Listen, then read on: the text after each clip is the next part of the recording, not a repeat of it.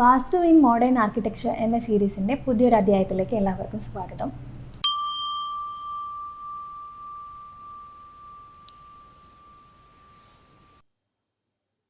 പണ്ട് കാലങ്ങളിൽ ഭൂമിയെ എങ്ങനെയാണ് ശ്രേഷ്ഠ ഭൂമിയെന്നും ഉത്തമ ഭൂമിയെന്നും കണ്ടെത്തിയിരുന്നത്?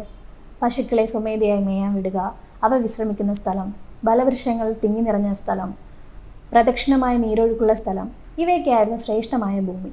ഇന്നത്തെ സാഹചര്യത്തിൽ ഇത് സാധ്യമല്ലാത്തതിനാൽ ദിക്കുകൾക്ക് പ്രാധാന്യം കൊടുത്താണ് നമ്മൾ ഭൂമി തിരഞ്ഞെടുക്കുന്നത്. കിഴക്ക്, തെക്ക്, പടിഞ്ഞാറ്, വടക്ക് എന്നീ 4 മഹാദിക്കുകളും തെക്ക് പടിഞ്ഞാറ്, തെക്ക് കിഴക്ക്, വടക്ക് പടിഞ്ഞാറ്, വടക്ക് കിഴക്ക് എന്നീ 4 വിദിക്കുകളുമാണ് നമുക്കുള്ളത്. ഇതിൽ മഹാദിക്കുകളെ ഫേസ് ചെയ്ത് വരുന്ന ഭൂമി വേണം നമ്മൾ എപ്പോഴും വീട് നിർമ്മാണത്തിനായി തിരഞ്ഞെടുക്കേണ്ടത്.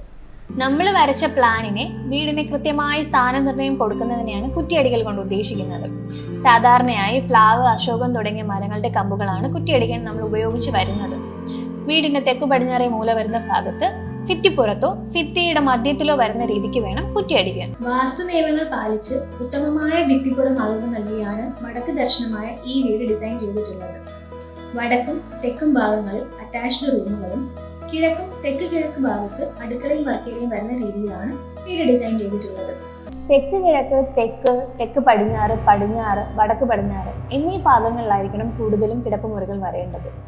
3 മുറികൾ കൂടുതലുണ്ടെങ്കിൽ ഒരെണ്ണമെങ്കിലും വടക്കോ കിഴക്കോ കൊടുക്കാം. സിറ്റ് ഔട്ട്, കാർ പോർച്ച് ഇവ രണ്ടും വീടിന്റെ ഏത് ഭാഗത്ത് വേണമെങ്കിലും ആകാം. വഴിയെ പ്രധാനമായി ആസ്ഥാനമാക്കിയാണ് നമ്മൾ ഇവ രണ്ടും എലിവേഷനിൽ കൊടുക്കാറുള്ളത്. ഇവ കൊടുക്കുമ്പോൾ നമ്മൾ 1-2 കാര്യങ്ങൾ മെയിനായിട്ട് ശ്രദ്ധിക്കേണ്ടി വരും. മെയിൻ ബിൽഡിങ്ങിൽ നിന്ന് ഇവ തള്ളിയാണ് കൊടുക്കുന്നതെങ്കിൽ അവയ്ക്ക് രണ്ടിനും പ്രത്യേകം അളവുകൾ കൊടുക്കേണ്ടി വരും. ഇനി സിറ്റ് ഔട്ടോ കാർ പോർച്ചോ മെയിൻ ബിൽഡിങ്ങിൽ കന്നിമൂല ഭാഗത്ത് അഥവാ തെക്ക് പടിഞ്ഞാറ് മൂലയിലാണ് വരുന്നതെങ്കിൽ ഇവയുടെ ഹൈറ്റ് നമ്മുടെ മെയിൻ ബിൽഡിങ്ങിൻ്റെ അതേ ഹൈറ്റിന് കൊടുക്കണം. ഇതിന് മുകളിൽ വേണം ആദ്യം നമ്മൾ കൺസ്ട്രക്ട് ചെയ്യാനും. കന്നിമൂലയ്ക്ക് പറയുന്ന മറ്റൊരു പേരാണ് നിര്യതികോൺ. നിര്യതികോൺ അഥവാ കന്നിമൂല എന്നത് പിതൃക്കളുടെ സ്ഥാനമാണ്. ഈശാനുകോൺ എന്നത് ഉയർന്ന തലമായ ശിവസ്ഥാനവുമാണ്. കന്നിമൂല താന്ത്രികമായി പറയുമ്പോൾ ഗണപതി സങ്കല്പമുള്ളതാണ്. അതുകൊണ്ടാണ് കന്നിമൂല മുറിയരുതെന്ന് പറയുന്നത്. ഒരു ഗൃഹം നിർമ്മിച്ചു തുടങ്ങുമ്പോൾ കന്നിമൂലയിൽ വേണം കുറ്റിയടിച്ച് തുടങ്ങാൻ എന്ന് പറയുന്നതിന്റെ യുക്തി അത് തന്നെയാണ്. രൂപകൽപ്പനാപരമായി ഏറ്റവും അധികം നിയന്ത്രണങ്ങളുള്ളതും വ്യത്യസ്തതയിൽ പരിമിതികളുള്ളതും തെക്കു ദിക്കിലേക്കാണ്. ഇതിനാൽ തെക്കു ദിക്കിലേക്ക് ദർശനമായ ഒരു ഗൃഹം പണിത് മനോഹരമാക്കുന്നതിനേക്കാൾ ഏറ്റവും അധികം നല്ലത് മറ്റു 3 ദിക്കിലേക്കുമുള്ള ഗൃഹങ്ങൾ പണിയുന്നതാണ്. ഇതൊക്കെ കൊണ്ടാകാം ഒരു പക്ഷേ തെക്ക് ദിക്കിലേക്ക് ദർശനമായ ഗ്രഹങ്ങളോട് എല്ലാവർക്കും ഒരു താല്പര്യക്കുറവുള്ളത്. അങ്കണത്തിലേക്കാണ് ശാല അഭിമുഖീകരിക്കേണ്ടത്. ബ്രഹ്മസ്ഥാനത്തെയാണ് അങ്കണമായി കണക്കാക്കുന്നത്. സാധാരണ വീടുകളിലെ മുന്നിലെ മുറ്റത്തെയാണ് അങ്കണം എന്നതുകൊണ്ട് ഉദ്ദേശിക്കുന്നത്. ഈ അങ്കണ മധ്യവും ശാലാ മധ്യവും വിഭിന്നങ്ങളായിരിക്കും. ഈ 2 മധ്യങ്ങളുടെ മധ്യത്തിൽ പ്രധാന വാതിലിന്റെ മധ്യം വരത്തക്ക വിധം വേണം പ്രധാന വാതിൽ സ്ഥാപിക്കാൻ. ചുരുക്കി പറഞ്ഞാൽ ഒരു ഗൃഹത്തിന്റെ മധ്യത്തിനോട് അടുപ്പിച്ച് വേണം പ്രധാന വാതിലിന്റെ സ്ഥാനവും. കാഴ്ചയ്ക്ക് ഭംഗിയുണ്ടാവാൻ അടിത്തറ താഴ്ത്തിയ പെബിൾ കോർട്ട്യാർഡ് വലിയ വീടുകൾക്ക് ഭംഗിയേകുമെങ്കിലും ചെറിയ വീടുകൾക്ക് അത് അസൗകര്യം വർദ്ധിപ്പിക്കുകയുള്ളൂ. ഗൃഹത്തിലെ അംഗങ്ങൾ തമ്മിലുള്ള ശരിയായ ഇടപെടലുകൾക്ക് നടുമുറ്റമുള്ള ഗൃഹങ്ങൾ നൽകുന്ന സംഭാവന ചെറുതല്ല, പ്രത്യേകിച്ചും വ്യക്തികൾ തന്നിലേക്ക് ചുരുങ്ങുന്ന ഈ കാലഘട്ടത്തിൽ. വാസ്തുവിൽ ദിക്കുകൾക്കാണല്ലോ പ്രാധാന്യം. ഓരോ പുരയിടത്തിന്റെയും വഴിയുടെയും ചുറ്റുപാടിനെയും അനുസരിച്ചായിരിക്കണം ഗൃഹങ്ങൾ നിർമ്മിക്കേണ്ടത്. കിഴക്ക്, തെക്ക്, പടിഞ്ഞാറ്, വടക്ക് എന്നീ 4 ദിക്കുകളിലേക്കും അനുസൃതമായി ഗൃഹങ്ങൾ പണിയാം. ഓരോ ദിക്കിലേക്കും ഗൃഹങ്ങൾ പണിയുമ്പോൾ കൃത്യമായ ആകൃതികൾ ഉണ്ടെന്ന് ശ്രദ്ധിക്കുക.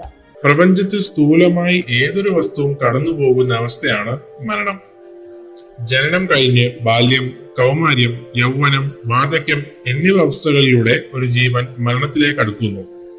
ഭാരതീയ വേദാന്തം അനുസരിച്ച് ഓരോ മരണവും പുതിയ ജനനത്തിന് വിത്ത് പാകുന്നു എന്ന് നമ്മുടെ ഋഷീശ്വരന്മാർ പറയുന്നു. അത്തരത്തിൽ പുതിയ ജനനത്തിലേക്ക് പോകാതെ ആത്യന്തികമായ സത്യത്തിൽ നിലനിൽക്കാനുള്ള ഉപായങ്ങളാണ് വിവിധ ഭാരതീയ ശാസ്ത്ര ശാഖകളിലൂടെ പൂർവികർ കണ്ടെത്തിയിട്ടുള്ളത്. ജനനമാണ് ക്ലേശകരമായ സംസാര ജീവിതത്തിന് കാരണമായി തീരുന്നത്. മനുഷ്യന് സങ്കല്പിക്കാനാവുന്ന ഏതൊന്നിലും ഈ അവസ്ഥ വിശേഷത്തെ ആരോപിക്കാവുന്നതാണ്. വാസ്തുവിലെ കണക്കുകളിലും ഇതേ സിദ്ധാന്തങ്ങൾ ആവിഷ്കരിച്ചിരിക്കുന്നു. പ്രപഞ്ചത്തിലെ എല്ലാം പരസ്പരം ബന്ധപ്പെട്ട് കിടക്കുന്നെങ്കിൽ പ്രപഞ്ചത്തെ മനസ്സിലാക്കാൻ അതിന്റെ ഒരു അംശമായ മനുഷ്യ ശരീരത്തെ ശരിയായി മനസ്സിലാക്കിയാൽ മതി എന്നതാണ് ഇതിന്റെ യുക്തി. മനുഷ്യ ശരീരത്തിലെ പ്രാണപ്രവാഹത്തെ അനുസ്മരിപ്പിക്കുന്നതാണ് വാസ്തുപുരുഷ മണ്ഡലത്തിലെ ദേവതാ വിന്യാസം.